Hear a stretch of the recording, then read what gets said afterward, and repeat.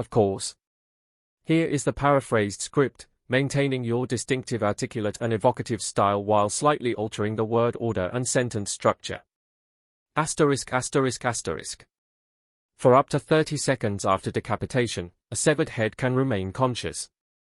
A grotesque final half-minute where the lips might attempt to speak, the eyes might blink, and awareness lingers as life fades away. For Anne Boleyn, second wife of Henry VIII and perhaps history's most famous beheaded queen, this horrifying possibility was just one aspect of her execution that contemporary accounts often sanitize. Far more disturbing than a simple swing of the sword was the psychological torture, a reality her true final moments reveal. A calculated political spectacle designed to destroy not just her body, but her very legacy. As a testament to Tudor England's brutal justice system, Anne's execution stands, where death was merely the culmination of a carefully orchestrated humiliation. While many history books simply note she was beheaded for treason, the reality of her final days involves a psychological dismantling so methodical it would impress even modern torturers. Her execution wasn't just an ending. It was the final act in Henry VIII's campaign to erase a woman who had grown too powerful for his comfort. By May 19, 1536, Anne Boleyn had already endured 17 days of imprisonment within the Tower of London, the same fortress where she had once prepared for her coronation. Just 3 years earlier, in an elaborate ceremony at Westminster Abbey, she had been crowned Queen of England. Now she awaited death in a strange limbo, repeatedly delayed as Henry VIII cruelly extended her psychological torture. The king had even summoned an expert swordsman from Calais to perform the execution rather than using the traditional English axe, a detail often presented as mercy, but which simply emphasized the theatrical nature of what was to come. During her final hours, an almost unnatural calm was exhibited by Anne, described by witnesses as cheerful, even as she prepared for death. As a psychological defense mechanism triggered by extreme trauma, modern psychologists might recognize this as dissociation. She reportedly joked that she would be known as an sanitized asterisk, without a head, displaying a gallows humor that masked her inner turmoil. The sheer terror she must have felt is acknowledged by few historical accounts, knowing that through false accusations of adultery, incest, and conspiracy to murder the king, her reputation was being systematically destroyed. What makes Anne's execution particularly disturbing isn't just the physical act of beheading, but the calculated dismantling of her identity. Henry didn't just want Anne dead. He wanted her erased from history, her contributions nullified and her daughter Elizabeth delegitimized. The culmination of a character assassination campaign designed to justify to the English people why their once beloved queen deserved such a fate was the execution. In the days before her death, Anne was forced to hear lurid, fabricated tales of her alleged sexual depravity. Accusations so outlandish they would be dismissed by any modern court. Unusually bright for London, the morning of May 19 dawned. A stark contrast to the dark events about to unfold. Though sleep repeatedly eluded her, Anne had spent her final night in prayer. Tower records indicate she requested the sacrament at 2 o'clock in the morning, kneeling before the host for hours in desperate communion. By dawn, she had already been awake for nearly 24 hours, her mind undoubtedly fractured by stress and exhaustion. When the Tower lieutenant came to fetch her, she was reportedly laughing with her ladies, a reaction that speaks not to peace, but to psychological breakdown. Multiple times, Anne's execution had been scheduled and rescheduled, an often overlooked form of psychological torture. A deliberate tactic used against prisoners was the uncertainty of not knowing exactly when death would come. When finally informed that the hour had arrived, Anne was led from her chambers through corridors where just 3 years earlier she had processed as queen-to-be. Now guards flanked her not out of respect but to prevent escape. And the same courtiers who had once bowed before her now watched her final walk with calculated indifference. Unusually low, the scaffold erected on Tower Green stood just 3 feet off the ground, contrary to the towering platforms often depicted in films. This deliberate design choice forced Anne to mount only a few steps, robbing her of the dignity of elevation and keeping her closer to the jeering crowd. While modern depictions often show a solemn, respectful gathering, a carnival-like atmosphere had been encouraged. Historical records suggest the execution was public theatre, after all, a warning to any who might challenge the king's authority, particularly women who dared reach above their station. Before kneeling at the block, Anne was permitted a final speech, not out of mercy, but because tradition demanded it. Her words, carefully measured, revealed both her political acumen and her desperate circumstances. "Good Christian people, I am come hither to die. For according to the law, and by the law I am judged to die, and therefore I will speak nothing against it." This apparent submission to her fate was, in fact, her final act of rebellion. By acknowledging the law while not admitting guilt, she subtly challenged the legitimacy of the charges against her. Most disturbing, perhaps, was the king's absence. Unlike the public representation of royal executions, Henry VIII did not attend. Instead, he waited at Whitehall Palace for confirmation of Anne's death.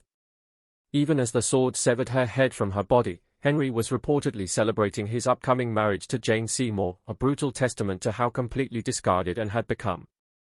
The political had become personal, and Anne's death was merely an inconvenient necessity in the king's pursuit of a male heir. Another level of calculated cruelty was represented by the swordsman from Calais, who specifically requested and paid a substantial sum for his expertise. Traditional English beheadings used an axe, which often required multiple blows to sever the head completely. The French swordsman, while more likely to achieve decapitation in a single stroke, was unfamiliar to Anne. In her final moments, she would face death at the hands of a stranger, a final indignity for a queen who had once commanded the attention of all England. Often depicted as mercy to spare her the sight of the sword, her blindfolding actually served a more practical purpose, preventing her from flinching at the crucial moment, which could result in a botched execution. Another French tradition that heightened the executioner's challenge was Anne kneeling upright rather than placing her head on a block. This position forced Anne to remain still through sheer will, maintaining composure even as the swordsman prepared his strike. Witnesses reported that she continuously moved her lips in prayer, her eyes darting beneath the blindfold as she strained to detect any sound of the approaching blade. The psychological torment of this moment, knowing death approaches but not when, represents a form of torture rarely acknowledged in sanitized historical accounts. By Tudor standards, the actual beheading was impressively clean. A single stroke severed Anne's head, but what happened immediately after is often omitted from polite historical narratives.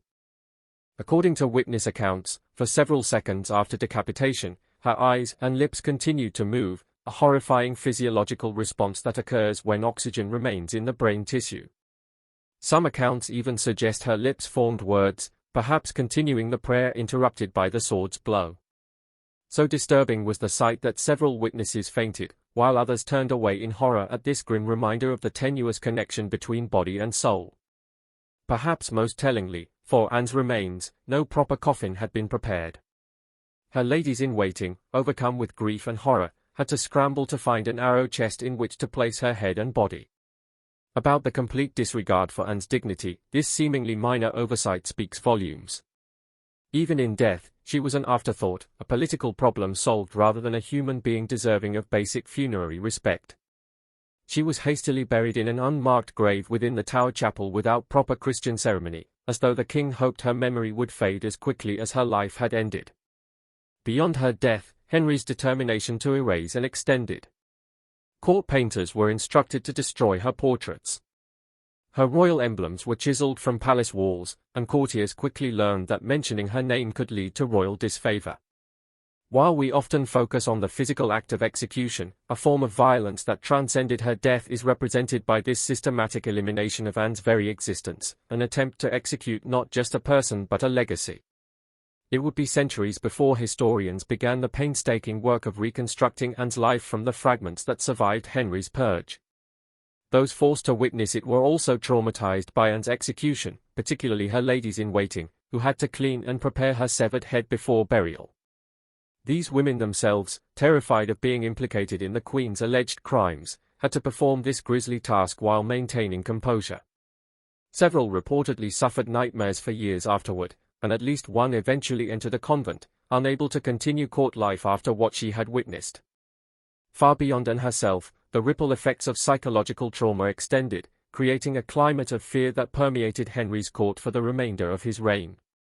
In the immediate aftermath of the execution, Anne's daughter Elizabeth, not yet 3 years old, was declared illegitimate and removed from the line of succession.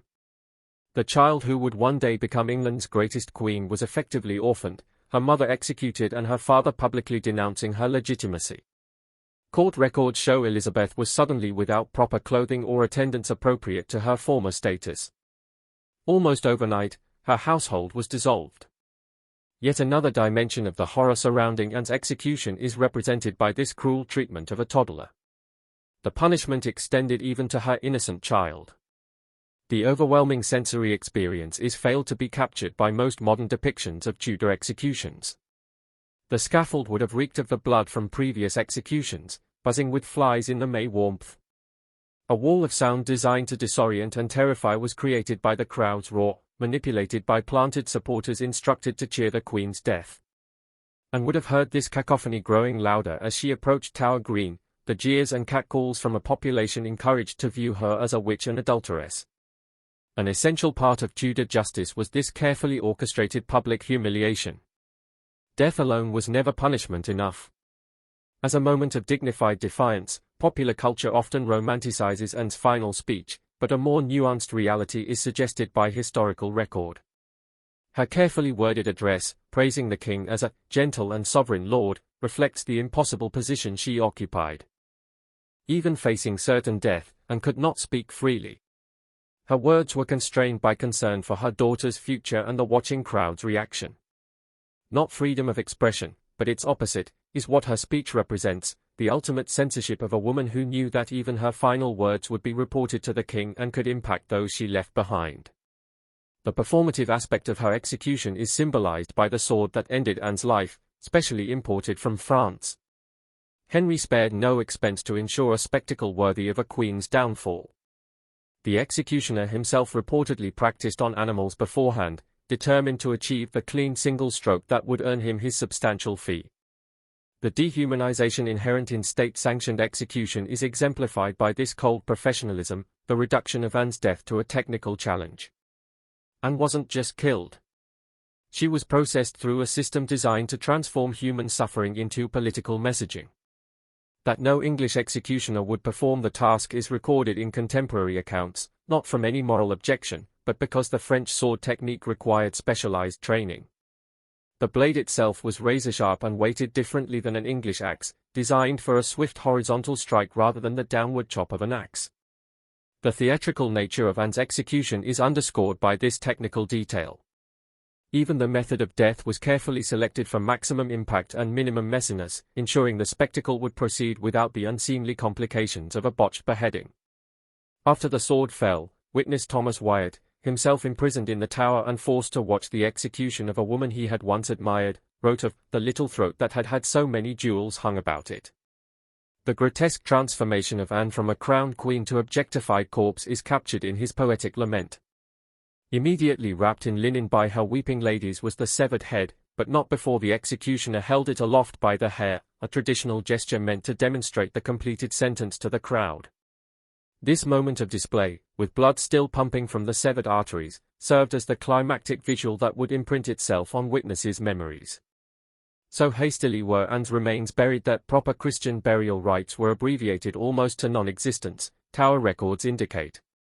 The arrow chest containing her head and body was placed beneath the chapel floor among other executed nobles. An ignominious end for a crowned Queen of England. No marker was placed to indicate her grave location, and for centuries her exact burial spot remained unknown. The culmination of Henry's campaign to remove Anne not just from life but from history itself is represented by this erasure of even her final resting place, a campaign that nearly succeeded. In the days following the execution, Henry's propagandists worked diligently to shape the public narrative. Court poets who had once praised Anne's wit and beauty now penned verses condemning her as a scheming adulteress. Official accounts emphasized the king's mercy in providing a skilled swordsman rather than the traditional axe, recasting Henry's theatrical choice as compassionate consideration. The execution's horror was systematically sanitized in official records, beginning the centuries-long process of historical revision that continues to influence our understanding of Anne's final moments. Perhaps most disturbing to modern sensibilities is how quickly life returned to normal for Henry VIII. The very day after Anne's execution, he became formally engaged to Jane Seymour. Within 2 weeks of sending his second wife to the scaffold, Henry married his third in a quiet ceremony at Whitehall Palace. This callous speed reveals the execution as merely a convenient solution to a political problem. and had failed to provide a male heir, so she was eliminated and replaced.